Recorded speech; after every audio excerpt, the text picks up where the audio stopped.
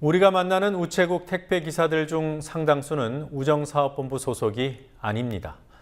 그렇다고 우정사업본부로부터 위탁을 받은 업체의 직원들도 아닙니다. 위탁업체로부터 재위탁을 받기 때문에 화물차 노동자처럼 개인 사업자로 분류됩니다. 위탁 집배원으로 불리는 이들이 집단 해고의 위기에 몰렸습니다. 지난해 결성된 위탁 집배원 노조를 와해하려는 시도가 아니냐는 지적이 나오지만 최종 책임자인 미래창조과학부 산하 우정사업본부는 뒷짐을 지고 있습니다. 어떤 사정이 있는지 노지민 PD가 취재했습니다. 오늘 오후 광화문 우정사업본부 앞에서 우체국 위탁 택배원들의 집단 해고를 규탄하는 기자회견이 열렸습니다. 전국 우체국 위탁 택배조합은 우정사업본부가 담합을 통한 입찰 밀어주기를 묵인하는 동안 택배업자들이 해고 위기에 몰렸다고 주장했습니다.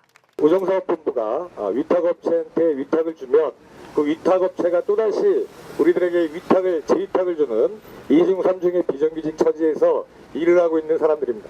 올해 6월 달에 다시 업체를 선정하는 과정이 있었고 낙찰받은 업체와 저희들이 재계약하는 과정에서 협상이 안 된다는 이유로 저희 위탁조합에 가입한 750명 전원을 7월 30일부로 계약을 해지하고 신규 채용 모집 공고를 통해서 사람을 새로 뽑겠다.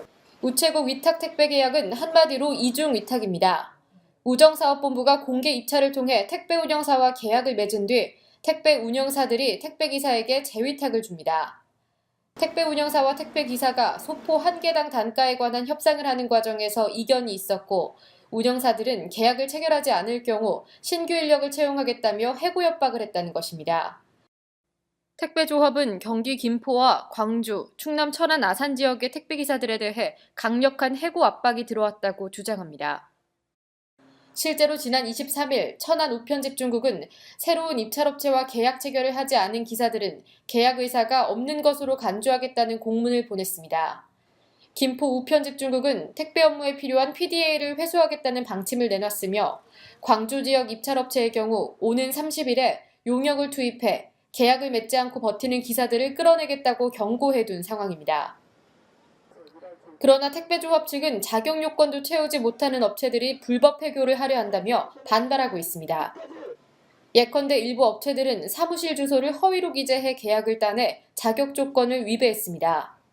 입찰 과정에서 담합 의혹이 제기돼 계약이 해지돼야 하는 업체도 있었습니다. 택배조합은 우정사업본부가 이를 묵과하고 있다며 책임을 져야 한다고 주장합니다. 하지만 택배 운영사 협의회는 택배조합 측이 협상을 의도적으로 중단시키고 있다며 독점 계획을 벌이라는 입장입니다. 전체 택배기사 1,800여 명 중 750여 명에 불과한 택배조합이 비조합원과의 차별적 대우를 바라는 것이 협상의 걸림돌이라며 양보 의지가 없음을 분명히 했습니다. 최종 책임자인 우정사업본부는 서류상 문제가 없는 계약을 체결했고 우정사업본부가 져야 할 법적 책임은 없다고 말합니다. 서류상으로 다 확인을 해서 이상이 없는 거고요. 지금 그 배달원들이 이제 공론을 하기 위해서 좀 사실관계 확인을 안 하고 그냥 막 하는 것 같아요. 택배조합은 8월 2일 종로 보신각 앞에서 집단 해고를 규탄하는 대규모 집회를 계획하고 있어 논란은 커질 것으로 보입니다. 국민TV 뉴스 노지민입니다.